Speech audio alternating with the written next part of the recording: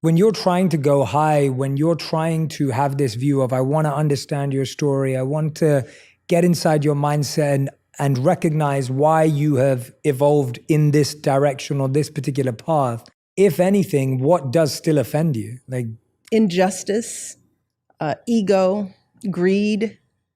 It's offensive. Racism, ignorance, it's offensive.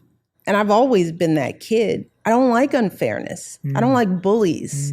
But I have to think about how I deliver messages. That's beautiful. Still, even in my pain and my anger and my disappointment. So those emotions are there, but I have to think about where do I let that out?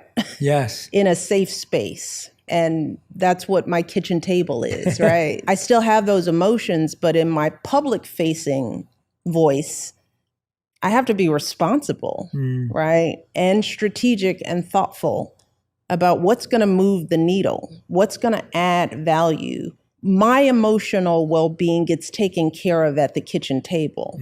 I can't suffocate those feelings, but I can't act them out in the town square.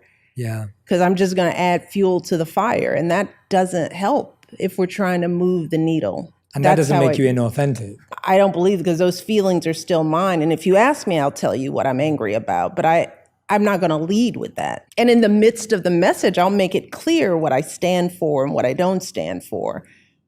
But the tone and tenor of the message matters. We can't just say what the first thing that comes to our minds. We cannot. That is not authenticity. To me, that's childish. And we see childish leadership right before us, what that looks like and how that feels, where somebody is just base and vulgar and cynical in a leadership position. It doesn't trickle down well. That just begets more of that. I think we are obligated to model for those of us that have a platform because it resonates. And I want to resonate good. I want to resonate reason and compassion and empathy. And that's more important than my feelings. Because my feelings, I can take care of those.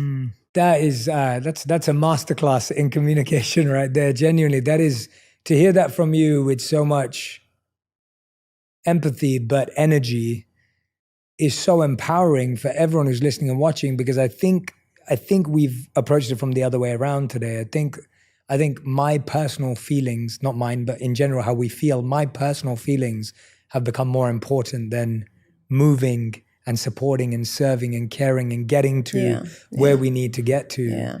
And that's because we've suppressed those feelings. That's why that has happened. It hasn't happened because people are mean or insensitive. It's happened because people feel they've been so unheard, going back to your point. And that's why we need to give space. We need to let this rise.